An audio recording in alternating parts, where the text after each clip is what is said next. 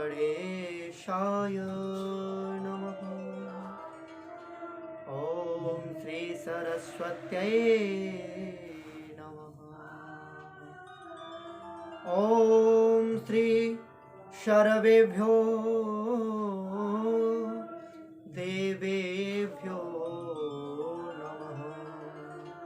गुरुर्ब्रह्मा गुरुर्विष्णु गुरुर्देव महेश्वरा, गुरुर्साक्षात् परम ब्रह्म तस्मै श्री गुरुवे नमः। राधा मेरी स्वामिनी, मैं राधे तेरो दास, जन्म जन्म मोहे दीजियो वृंदावन को। सब द्वारन को छोड़ के मैं आयो तेरे द्वार, हे ब्रसवान की लाडली जरा मेरी ओर निहार, जरा मेरी ओर निहार। बोले वृंदावन वाक्य बिहारी लाल की जय, राधा रमण जू सरकार की जय। मैं आप सभी भक्तों को मेरा बारंबार प्रणाम। मैं आप सभी को बताना चाहता हूँ कि ये वृंदावन धाम, श्री धाम वृंदावन में जो कुंभ मेले का आयोजन होने जा रहा है, हो चुका है। यहाँ बड़े अनंत संत विराजमान हैं और बड़ी जो भगवान कृष्ण की धराधाम श्री धाम वृंदावन में, ये कोई तीर्थ नहीं है, यह कोई तीर्थ धाम नहीं है, यह कोई शहर नहीं है, यह भगवान का साक्षात घर है। और जिस घर में यह कुंभ का आयोजन होने जा रहा है, यह कुंभ है क्या चीज? कुंभ किसे कहते हैं? क्या कुंभ किसी मेले को कहते हैं? कुंभ किसी मेले को नहीं कहते प्यारे। मेले तो अनंत, कहीं नुमाइश लग रही है, कहीं किसी आयोजन में मेला लगता है। चाट पकौड़े और ये दुकानें लग जाना मेला नहीं होता, वह कुंभ नहीं होता। कुंभ तो वह होता है कि संतों का दर्शन हो, दर्पण से, जो हम कहते हैं ना संत समागम, हरि कथा, जहां हरि की कथा होती हो, हरि चर्चा होती हो, वही कुंभ है। यहाँ एक से एक तपस्वी संत, एक से एक त्यागी संत, एक से एक महापुरुषों के दर्शन मिल जाए, वही तो कुंभ है। हमारे पूरे भारतवर्ष के संत यहाँ एकत्रित हुए हैं, एक जगह आकर के विराजमान हो जाएं, एक जगह बैठ जाएं, वही कुंभ है। जैसे हम अपने घर में कोई आयोजन करते हैं, अपने घर में कोई आयोजन करते हैं तो अपने परिवार वाले लोगों को सबको बुला करके और एक बार बैठ जाते हैं, तो समझ लो वही कुंभ है। ऐसे ही भगवान की धराधाम श्री धाम वृंदावन में आज वही संत परिवारगण अपने परिवार के समक्ष, संतों का कभी कोई अपना परिवार नहीं होता, यह तो दुनिया के लिए जीते हैं और दुनिया के लिए ही करते हैं। जे भक्ति कोई साधारण नहीं है प्यारे। संत अपने जीते जी अपने पिंड दान करता है। संत बनना कह देते हैं बहुत से लोग, संत बन के, ये तो संत बनने से 3 फायदे हैं। बहुत से लोग कहते हैं 3 फायदे क्या है भैया? ऐसे ही थोड़ी नहीं, जीवन बहुत अनमोल होता है। और कोई व्यक्ति, मैं उनको बताना चाहता हूं कि संत बनना बहुत कठिन बात है। इस संत बनने से पहले अपना पिंड दान करना पड़ता है। कोई भक्ति करना कोई साधारण बात नहीं, पर लेकिन मैं बता देना चाहता हूं, भक्ति करना भी एक साधारण मूल्य है। यदि व्यक्ति के मन में हो, क्या नहाना भक्ति है? नहा करके 2 धूपबत्ती लगाना भगवान को क्या आप लालच दे रहे हो? लालच वह भक्ति नहीं है। मैं उसको भक्ति नहीं मानता। हम नहा करके जाएं या न जाएं, हम नहा करके जाएं या ना जाएं, पर अपने हृदय से कहते ना, कमल कीचड़ में खिलता है, आग से खिलाया नहीं जाता, और खुदा आशिकी से मिलता है, इबादत से बुलाया नहीं जाता।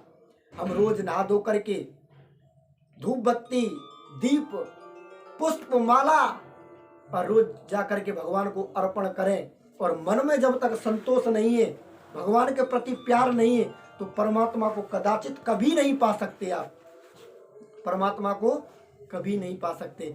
यदि व्यक्ति के मन में चाहे उस पर कुछ भी ना हो, उसके पास कुछ भी ना हो, वो परमात्मा को पा सकता है। किसी ने बहुत अच्छा उर्दू का शब्द है लेकिन बहुत प्यारा लिखा है, कमल कीचड़ में खिलता है, आग से खिलाया नहीं जाता, और खुदा आशिकी से मिलता है, इबादत से बुलाया नहीं जाता। हम रोज कहें आ जाओ प्रभु, हमने तुम्हारे लिए ढेर सारे मेवा मिष्ठान बना रखे हैं, तो परमात्मा कभी नहीं आएगा जब तक हमारे प्रति प्रेम नहीं है। जैसे दुर्योधन ने भगवान कृष्ण के लिए अनंत भोजन 56 प्रकार के भोजन बनाए थे, पर लेकिन प्रभु के प्रति उसका प्रेम नहीं था। और वही विदुर जी भगवान को मन ही मन कहते थे, एक न एक दिन मेरे घर स्वयं ठाकुर जी आएंगे। तो भगवान कृष्ण ने जब शांति दूत बन करके गए थे भगवान कृष्ण हस्तिनापुर में, और हस्तिनापुर में जाकर के भगवान कृष्ण का रथ आ रहा है, और वही महामंत्री विदुर जी को उस दुर्योधन ने लात मार करके भगा दिया था। और आज वो कहते हैं अपनी विदुरानी से कि तुम्हें पता है देवी, आज मेरा केशव श्याम सुंदर आ रहे हैं पांडवों की तरफ से शांति दूत बन करके, पर हम कैसे दर्शन कर पाएंगे? कि जब उन्होंने कहा, विदुरानी ने, कोई बात नहीं है, हम उन्हें, वो हमें नहीं देख पाएंगे, कोई बात नहीं है, पर लेकिन ठाकुर जी को हम तो देख लेंगे, प्रेम। और आज विदुर काका सबसे पीछे खड़े हैं, लाइन लंबी कतार लगी हुई है, बहुत भीड़ है, पर लेकिन भगवान कृष्ण की ये समझ लो हस्तिनापुर दुल्हन की तरह सब सजाया जा रहा था। लोग, जो गोपियां थी ऊपर से पुष्प बरसा रही थी महिलाएं, पर लेकिन भगवान कृष्ण क्या देख रहे हैं पता है? भगवान कृष्ण की वो आंखें क्या देख रही हैं? केवल और केवल विदुर जी को देख रही हैं। उन पुष्पों को नहीं देखा भगवान कृष्ण ने, उस स्वागतम को नहीं देखा, उस स्वागत को नहीं देखा कि मेरे स्वागत में कौन क्या कर रहा है। केवल और केवल उस प्रेम को देखा जो विदुर जी के प्रति था, उस भक्ति के प्रति। मैं उस भक्ति की बात कर रहा हूं। हमें कभी ये ना सोचना चाहिए कि हम आज भगवान का व्रत धारण कर रहे हैं। अरे व्रत धारण करना है तो केवल सत्य का करो, हम कभी झूठ नहीं बोलेंगे। लोग व्रत धारण करते हैं कि हम 9 दिन व्रत धारण करते हैं, पर दिन पर दिन बात बात पर झूठ बोलते जाते हैं। व्रत धारण करना है तो भोजन का व्रत धारण क्या करना? अरे व्रत धारण करना है तो हम व्रत धारण करते हैं, आज से सदैव सत्य बोलेंगे। हम व्रत धारण करते हैं, कभी किसी का बुरा नहीं सोचेंगे। हम व्रत धारण करते हैं, किसी से कभी बुरा नहीं बोलेंगे। हम व्रत धारण करते हैं, सदैव सभी का भला चाहेंगे। ऐसे व्रत धारण करने से तो परमात्मा खुश होता है। अरे व्रत धारण, वो व्रत धारण क्या जो जीवन में कभी सत्य ही ना बोला हो। और यह साक्षात शास्त्र भी कहते हैं, धर्म न दूजा सत्य समानक, सदैव चाहे नार कट जाए हमारी, सदैव सत्य बोलना चाहिए। यही तो भक्ति है, यही भक्ति है। भक्ति मैया झाड़ू लगा रही है, अपनी झाड़ू लगाती जाए, और यह सोच करके झाड़ू लगाएं कि मैं अपनी घर में झाड़ू नहीं लगा रही हूं, मैं तो मंदिर में झाड़ू लगा रही हूं, तो वो भक्ति है। अपनी सास ससुर की सेवा कर रही है तो ये ना सोचे मैं सास ससुर की सेवा कर रही हूं, मैं अपने ठाकुर जी की सेवा कर रही हूं, वह भक्ति है। मैया भोजन बना रही तो ये सोच ले मैं प्रसाद बना रही हूं, ठाकुर जी के लिए पवाऊंगी, भोजन कराऊंगी ठाकुर जी को, तो वो भक्ति है। परमात्मा के प्रति जो व्यक्ति यह सोच करके कहता है कि मैं काम, कहते हैं ना हम काम कर रहे हैं साहब, तो वो काम कर, जो सोच लेते हैं कि हम काम कर रहे हैं तो वो तो काम ही रह जाता है। और जो व्यक्ति काम को भी अपने सेवा बना लेता है, उस व्यक्ति का बेड़ा पार हो जाता है। इस बात को मैं कहता हूं, प्रमाणित कर सकता हूं मैं साक्षात। हमारे शास्त्र कहते हैं, हमारे वेद कहते हैं, संत कहते हैं। एक बार आकर के तो देखो संतों की शरणों में। मैं सभी से कहना चाहूंगा, इस YouTube चैनल के माध्यम के श्री धाम वृंदावन में यह कुंभ का आयोजन हुआ है, वैष्णव बैठक जो सीधाम वृंदावन में अनंत संत ऋषिगण विराजमान हैं। और बड़े ही सौभाग्य की बात है, हमारे बड़े सौभाग्य की बात है कि यह हमें शुभ अवसर हमें प्राप्त हो रहा है। ऐसा शुभ अवसर कभी कभी मिलता है, न जाने हमारे कौन से पुण्य उदय हुए हैं जब जाकर के ऐसे संतों का दर्शन दर्पण हो रहा है। ऐसा दर्शन कभी कभी मिलता है। तो आइए सीधा हम वृंदावन चलते, एक बार वृंदावन धाम चलते। मन चल रे वृंदावन धाम, राधे राधे गाएंगे। मन चल रे वृंदावन धाम, राधे राधे गाएंगे।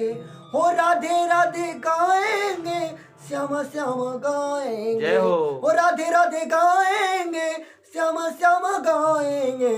ओ मन चल रे वृंदावन धाम, राधे राधे गाएंगे। वृंदावन में रमण बिहारी, वृंदावन में रमण बिहारी, वहाँ संतन की सरकार, राधे राधे गाएंगे। मन चल रे वृंदावन धाम, राधे राधे गाएंगे। डाल डाल और पात पात पर, डाल डाल और पात पात पर, राधे राधे होय। ओ राधे राधे होय, प्यारे राधे राधे होय। तुम्हें पता है, यदि वृंदावन धाम आओ तो एक बार जाकर के देखना, वो रिक्शा वाला भी है ना, वो भी कहेगा राधे साइड में हटो, Radhe please side side me. My dear, मैं आपको बताना चाहता हूँ, एक बार वृंदावन धाम आओगे तो जाने का मन नहीं करता, क्योंकि यहाँ लोग ज्ञानी बन करके आते हैं तो समझ लो उन्हें राधा रानी धक्के मार करके निकाल देते हैं। और जो लोग ये अज्ञानी बन करके, बेवकूफ पागल बन करके आते हैं तो अपने हृदय से साक्षात मेरे गोविंद अपने गले लगा लेते हैं। विदुर जी भी यहाँ ज्ञानी बन करके आए थे, विदुर ज्ञानी बन के आए थे, पर लेकिन हुआ क्या, उद्धव जी ज्ञानी बन करके आए थे, पर एक दिन हुआ क्या पता है, जब गोपियों का, उन सखाओं का, ब्रजवासियों का प्यार देखा, उन ब्रजवासियों का प्रेम देखा, तो सब ज्ञान बजाई डुमडुमी और प्रेम बजायो ढोल। ऊधो सूधो है गयो, सुन गोपिन के बोल। प्रेम बजाई डुमडुमी, हो ज्ञान बजाई डुमडुमी और प्रेम बजायो ढोल। भैया एक बात और बताएं तुम्हें, ये साक्षात भागवत जी भी कहती है, ये भागवत महापुराण भी कहता है, यदि ब्रजवासी चाहे कोई शूद्र भी हो, यदि शूद्र जाति का हो ब्रजवासी, जिसने ब्रज में पैदा हुआ हो, और उसके केवल चरण स्पष्ट कर लिए जाए तो अपना जीवन धन्य हो जाता है। ब्राह्मण की तो चलती क्या, के जो झाड़ू मारने वाला होता है ना, मेहतर, यदि उसके भी चरण छू लिए जाए तो उसका जीवन सदैव धन्य हो जाता है। तो यही तो ब्रज की गाथा है, यही तो कथा है। इस कथा से जुड़िए और हमारे चैनल को सब्सक्राइब करें, क्योंकि यह चैनल हमारे परम पूज्य आचार्य स्वास्तिक दुबे जी का चैनल है, और इस चैनल पर सभी जुड़ करके राधे राधे बोलें। बोलिए राधे राधे श्याम।